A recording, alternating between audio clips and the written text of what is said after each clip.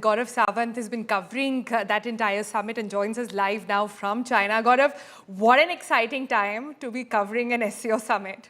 What an iconic summit nonetheless. It will go down in history as one of those most talked about for different reasons, of course. But the question, however, is that how much of this is just optics?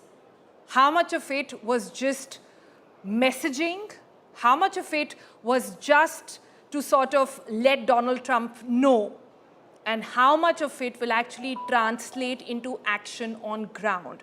Will we be able to look past our differences with China, look past our uncomfort or sort of discomfort with Russia, and actually get down to doing some concrete business? So let's split this. That's a very interesting question. And, let's split this on two fronts. Let's talk about India-Russia.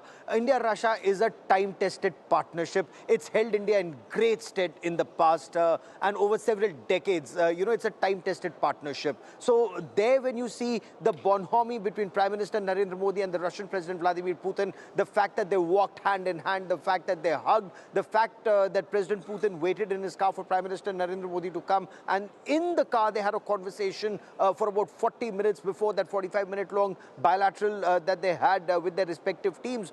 All of that indicates a very strong partnership, and that goes way beyond optics. Yes, the optics are all there, and yes, the optics are all intended to send out a signal to America that was very clearly trying to browbeat India to pull back from this very warm strategic partnership that India and Russia have, including telling India not to buy oil from Russia. All of that can also be done, could have been done quietly, and when there's quiet diplomacy, solutions are found. But when there's public diplomacy and the manner in which President Trump called India a dead economy at a time when we are growing at 7.8% this fiscal, it just sends out very clear signals that America is trying to bully India. And can you imagine you or I, part of a 1.4 billion strong India getting bullied by America?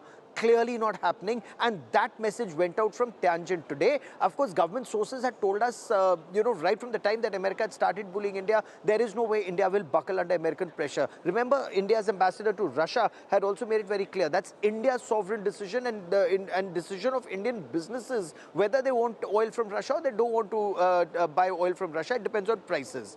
Now let's come to China.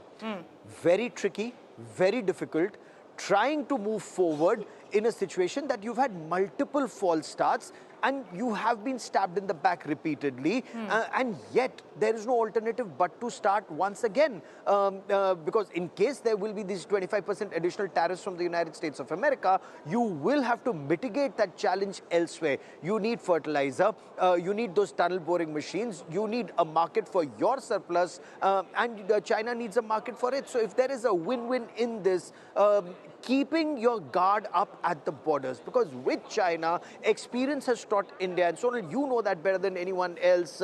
This is something that India Today at India Today we've covered for very long. Each time there was a Chinese visit to India or an Indian visit to China, Chinese troops would carry out an incursion at the LAC. So there'd be a dual message from China. Sweet words from China, but unfortunate harsh action on ground. Now all of that is changing. You have your troops on ground and you're starting afresh with both countries wanting to start afresh. Let's see if that works out. If it does, it's win-win for both. If it doesn't, then it's another lesson learned. It is, but can I throw like a real googly at you, Gaurav, to try and understand this? We know Trump is known to change his mind. We don't know what he'll wake up with tonight, like late night for us, and perhaps there's a change in heart, there's a change in mind. In a situation like that, where does that leave RIC? And are leaders fully aware that the headlines that we are waking up to now could totally flip the next day? Well, if they do, then India will have laddu in both our hands. And at the same time, it's not as if we are having one relationship at the cost of another relationship. What is India's policy? India's stated policy is multi-alignment. It's not as if we are a part of the Russian camp or we are a part of the American camp. We are not. We are in India's camp, and India's camp is India first. That's very clear stated policy. So as long as our interests and the American interests marry, and meet, we move forward with them. When they don't, then we have our own path. They have their own path. With Russia, it's a time-tested relationship. It's a different story. And that is why when you have, so for example, I'll give you a small example which has massive ramifications. Nuclear submarine. No country would be willing to share that kind of technology details or lease their own nuclear submarine. Russia did. And that's how we are moving forward in that direction. The S-400 system, it's held India in great stead during the recent Operation Sindoor, when a Pakistani AWACS was down 325 kilometers away in an offensive role for a defensive air defense system. That just shows how well India and Russia are tuned, and that just shows how good our Indian Air Force is. Look at with China, the message that goes out is, we want good relations with you. China wants good relations with America. It's not an anti-America or an anti-Europe bloc.